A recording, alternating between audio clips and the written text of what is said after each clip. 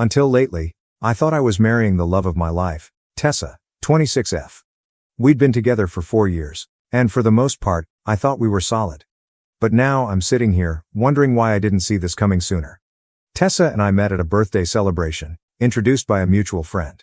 She was humorous, confident, and had a no-nonsense approach that I enjoyed. I'd dated previously, but no one connected with me as she did. We hit it off quickly and moved in together after a year. Things felt natural, as if we were all on the same page about professions, marriage, and eventually creating a family. She was a freelance graphic designer, and I worked as a project manager for a technology business, so our schedules were very similar. Life wasn't glamorous, but it was enjoyable. We had been discussing getting married for a time, but it wasn't until last year that I proposed. Nothing fancy, just a simple supper at home for the two of us. Tessa seems thrilled. She cried, hugged me, and agreed. That night, we began to envision our future. A fall wedding, a limited guest list, and this charming little site by the lake. It seemed like everything was falling into place, or so I thought. The initial red flags were little and evident. They were little sneaky flaws that I ignored because I didn't want to overthink. For example, Tessa's enthusiasm for wedding preparation faded after a few months. She was all in at first, sending me Pinterest boards, searching through wedding outfits, and asking about small details like whether I preferred tulips or roses for the centerpieces. But suddenly it simply stopped. I'd ask her questions like, "Hey, have you chosen your bridesmaids yet?" And she'd shrug it aside. "Not yet, I'm still thinking about it," she said again. The same thing happened with her clothing, cake, and music. Every decision we'd been so enthused about had become something she wanted to postpone. "There's still time," she'd say. The wedding seemed like an afterthought. At the time, I told myself it was just stress. Wedding planning can be overwhelming, right? Plus, Tessa had a lot going on at work. I assumed she'd snap out of it eventually. What I didn't realize was that her lack of enthusiasm wasn't about the wedding, but about us. The true slap in the face happened one night while we were out with some friends. Someone brought up the dumb TikTok game, which you've probably seen. It's the one where you have to answer personal questions while keeping a straight face and not passing judgment. Everything was going well until someone said, "If you could relive one relationship, which would it be?" Without thinking, Tessa responded, "Oh, probably Dylan." Just like that. Dylan. Her college ex. The person who cheated on her. The moment she uttered that, the room became awkwardly quiet. She giggled awkwardly and attempted to backtrack, saying, "I mean, not that I'd want to. It's just a significant element of my past." I wanted to confront her right there, but we were among friends, so I let it go. Later, when we were alone, I asked her about it. What was it about Dylan? Why would you choose to revisit that relationship? She simply shrugged it off as if it were no big thing. "It was a stupid game, Liam. Don't take it so seriously." She grinned and shifted the subject. I didn't press it because, honestly, I didn't want to start a battle over something that could have been minor. But, deep down, it stayed with me. Following that, her behavior became more difficult to ignore. She was using her phone more frequently, going through her texts with a cheeky little smile. She began creating vague explanations for why she couldn't hang out or why she would cancel plans at the last minute. "Oh, sorry, I just have a lot of work to catch up on tonight," she'd typically remark. Or it may be, "I promised my mom I'd visit this weekend." The justifications were not particularly suspicious, but they were stacking up. It seemed like I had become less of a priority. Then came Friday night, which changed everything. I arrived home from work early, excited to spend the evening with Tessa.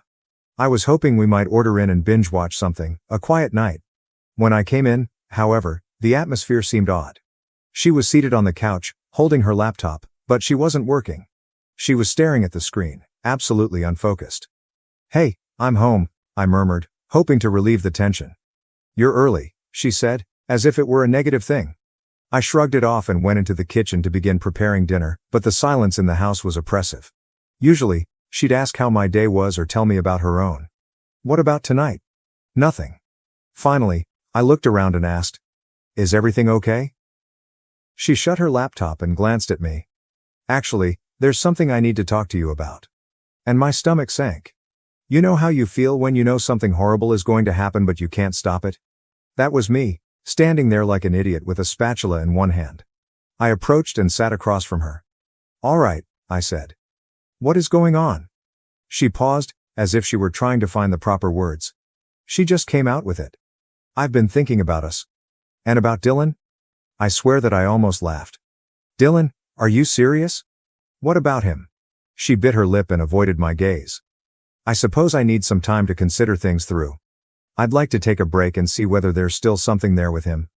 I couldn't believe what I heard. Do you want to take a break and date your ex? Are you out of your mind, Tessa? We've got engaged. It's not like that, she responded hurriedly, as if she could smooth things up. I just want to know if I'm making the right choice with you. And if it doesn't work out, I pledge to come back. That's when I discovered how deep her chutzpah was.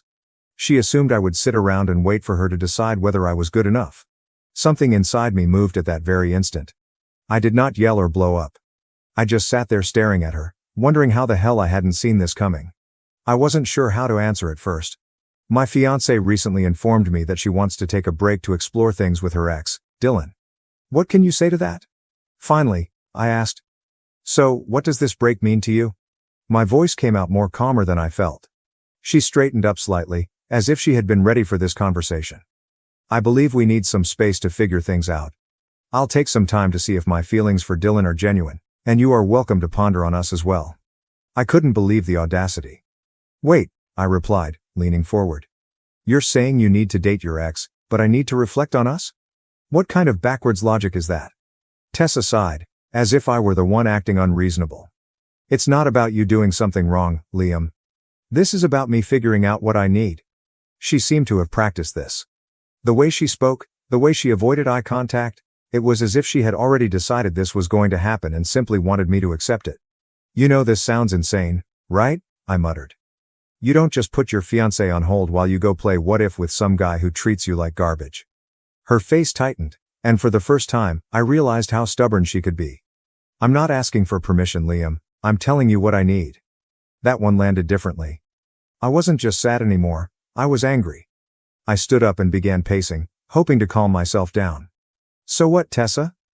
You're just going to pack a bag and head over to Dylan's place? Is that your big plan? No, she insisted. It's not like that. I don't know what it looks like yet, but I need clarity before we move forward. I owe it to myself to know I'm making the right decision.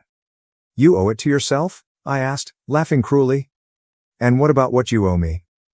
We're engaged, Tessa. We're supposed to be building a life together, and now you're telling me you need to test drive your ex to make sure I'm good enough? I never said you weren't good enough, she replied, her voice rising. But if we're going to spend the rest of our lives together, I have to be certain. And right now I'm not. That was it. She wasn't simply interested in exploring things with Dylan, she was also unsure about me. Even after 4 years together and all of our plans, she was still unsure. It struck me all at once. She hadn't realized how painful and stupid her plea was. She believed this was reasonable, that I'd just sit there while she figured out whatever foolishness was going through her head. I stopped pacing and glanced at her, really stared at her. You know what? Sure, I responded, my tone bland. Take your break. She blinked, surprised by how quickly I agreed. Liam, I'm not trying to hurt you. I need space to figure things out. I nodded and kept my expression bland. All right. If that's what you need. She paused, as if she expected me to argue or fight for her. When I didn't, she stood up, took out her laptop, and murmured, I'll stay at my mom's for a bit. This isn't forever. We'll talk when I've had some time. Okay, I replied simply. She looked at me, wondering how to answer, and then disappeared into the bedroom. I could hear her moving around and throwing items into a bag. I remained calm on the couch, but my mind was already turning. If she really wants a break, that's okay. Let her have it. Several minutes later, I heard the front door close. She was gone, perhaps believing she had abandoned me here to wait and worry. She had no idea I was not going to sit around and do nothing.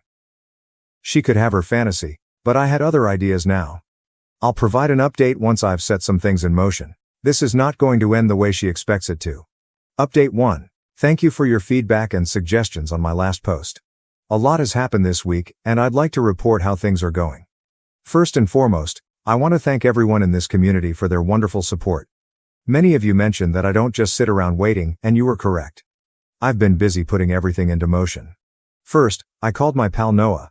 He's been my best friend since college, and he's not the type of man to sugarcoat things. After hearing the full story, he brought over pizza, and we spent the entire night scheming. Dude, you realize she's going to try to crawl back once things don't work out with Dylan, right? Noah reminded him. He was correct, of course. The more we talked, the more obvious it became that I needed to be proactive. This was not about vengeance, it was about regaining control of my life. I began with the house. Tessa doesn't seem to recall that it's entirely in my name.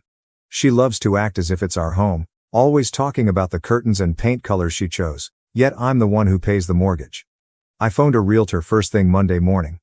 The realtor came by to see the property, and we decided to list it right away. The market in our neighborhood is now hot, and we already have several potential purchasers. Tessa has no idea. She probably believes I'm sitting here in our shared home, waiting for her to sort out her feelings. The next step was to gradually remove her from my life. You remember the Live Laugh Love placards she insisted on putting up? Gone. Did she have to have those beautiful throw pillows? Donated. Her clothing and personal belongings that she left behind? I carefully packaged them all up. But this is where I became strategic. Instead of just dropping her belongings off at her mother's house or having her come fetch them, I hired a moving company. They took everything to her mother's house and left a short note. Here's your stuff. Good luck with Dylan. I know some of you may think this is petty, but I disagree. I'm not being vengeful, I'm being efficient. She wanted some room to think things through? Well, she's got it, literally. The most fascinating moment came when mutual friends began asking questions. Instead of playing the victim or slandering her, I simply stated the truth. Tessa decided she needed to explore things with her ex before committing to marriage. I decided I deserve better than being someone's backup plan. You should watch how people respond to that. No drama, no accusations, just facts. It's amazing how rapidly the story changes when you don't try to control it. I've also been making moves at work. I applied for a position at our West Coast office that I'd been considering for a long time. If the house sells, which seems quite likely, and I get this job, I'll be starting over on the other side of the country. Tessa has attempted to contact me several times this week, first with light-hearted texts like, "Hope you're doing okay," and progressing to progressively concerned messages when she learned I was actually making changes rather than simply waiting around. Yesterday, she was in a panic when her mother informed her that the boxes had been delivered. "What are you doing? Why are you acting like this is over?" I kept my response simple. "Because it is over, Tessa. You made your choice, and now I'm making mine." She began crying, claiming that she simply wanted time to figure things out, that I was being quick, and that this was not what she meant when she asked for a break. "What did you expect?" I questioned her. "That I'd sit here like a faithful puppy while you test drove your ex? That's not how this works." "But what if I realize you're the one I want?" She was weeping. "Then you'll have learned a valuable lesson about not taking people for granted," I said before hanging up the phone. The weird thing is that I'm no longer upset. Instead, I feel liberated. Every box I pack, every move I make feels like I'm reclaiming parts of myself that I didn't realize I'd given up. Noah came by again yesterday to assist me with packing the house. He also saw the change in me. "You seem different," he observed. "More focused?" He's correct. I'm different. When Tessa first revealed her desire to pursue things with Dylan, I felt like my world was falling. Now I see it wasn't my world collapsing, but rather the false reality I'd been living in finally disintegrating. I have more things in the works, but I will hold them for the next update. For the time being, I'll simply say this. Sometimes the greatest way to respond to someone treating you as an option is to completely remove yourself from their list of options. Stay tuned. This narrative hasn't ended yet, and I have a feeling Tessa is finding that her break to straighten things out isn't going to go nearly as planned. Update 2. I appreciate all of the feedback on my recent update. Things have escalated significantly, and I'd like to tell you how the situation has evolved. Remember how I mentioned applying for the West Coast position? Okay, I got it. The timing could not be better. The house is under contract, and the closing is slated for next month. But that's only the beginning. What's particularly interesting is how Tessa's Dylan exploration is unfolding. Through mutual connections, I discovered that their restored passion isn't quite the fairy tale she envisioned. Apparently, 4 years haven't changed him much. He's still the untrustworthy guy who cheated on her in college. But here's when it gets good. Tessa has attempted to control the narrative on social media. She has been sharing vague, inspiring phrases about finding yourself and following your heart. So I decided to play the same game, but with a twist. I created a single factual post. Update on my life. Excited to announce I've accepted a position in San Francisco. Sometimes when one door closes, better ones open. Looking forward to this new chapter. The comments and texts began pouring in. People congratulated me, inquired about the relocation, and, of course, wondered about Tessa. I kept my answers basic and honest. We're no longer together. She wanted to explore other options, so I'm exploring mine too. This set off a fantastic chain reaction in our social circle. Remember those friends who weren't sure about the situation? Watching me handle this with grace as Tessa shares cryptic relationship quotations completely changed the atmosphere. Then came the professional consequences. Tessa's freelance design employment is primarily based on recommendations and networking. Sarah, 29F, a mutual contact in the computer field who used to refer many clients to Tessa, contacted me. I need to know what happened, Sarah explained over coffee. Tessa's telling people you're having a temporary separation to grow individually, but something feels off. I shared Sarah Tessa's note about wanting to date Dylan. Sarah's look said it all. She did not believe it. By the end of the week, numerous potential clients had pushed back their projects with Tessa, not because I said anything nasty, but because, honestly, who wants to work with someone who takes commitment so lightly? Tessa sensed the shift. Her texts become more frequent and frantic. Why are you telling people about Dylan? You're ruining my reputation. This isn't fair, I just needed time to think. I answered to the last one. You got what you wanted, time and space, how I spend mine is no longer your concern. Then came the turning point.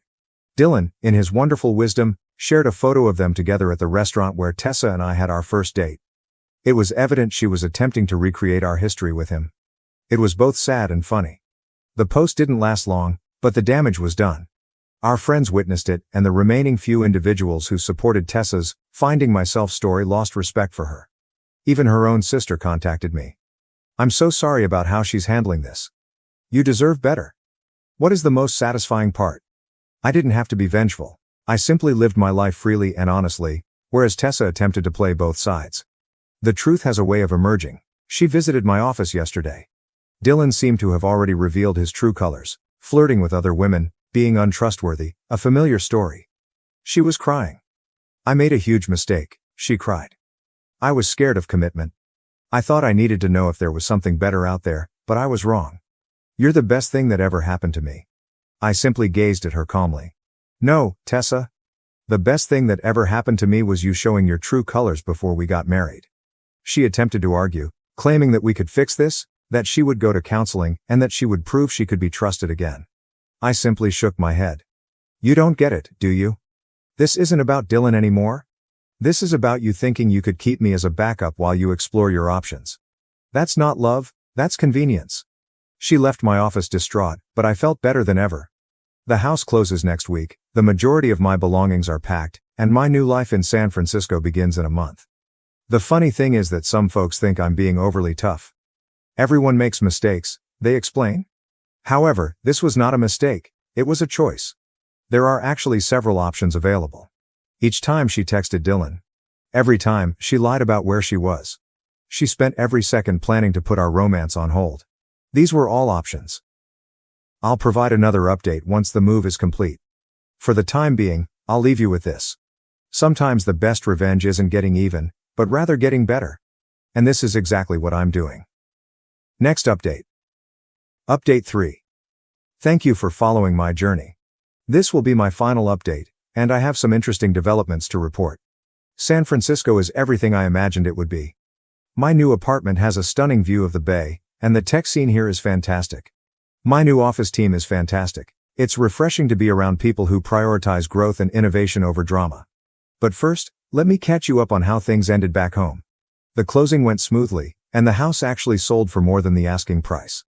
It was interesting to see Tessa's reaction after finding out through mutual friends. She didn't believe I'd sold the house until she drove by and saw the new owners move in. Here's where it got really interesting. Remember Dylan? He reached out to me, of all people. He sent me a long message about how he never meant to cause problems and that Tessa had contacted him first, months before she requested the break. Tessa had been planning her little exploration for quite some time. She had been messaging Dylan for months, carefully laying the groundwork for her backup strategy. What's with the irony? Dylan ended their relationship because, as he put it, if she could do this to you, she could do it to anyone. Tessa's professional fallout has been significant. Remember all the clients she'd lined up? Most of them discovered other designers, not because I said anything, but because word spreads in the industry. One of her largest clients really contacted me. We heard what happened with the engagement, they told us.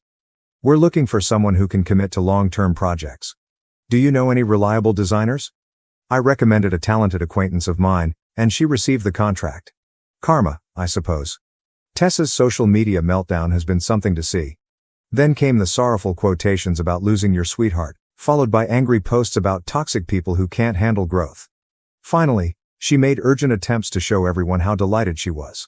The final one was quite interesting. She wrote about beginning her own design firm.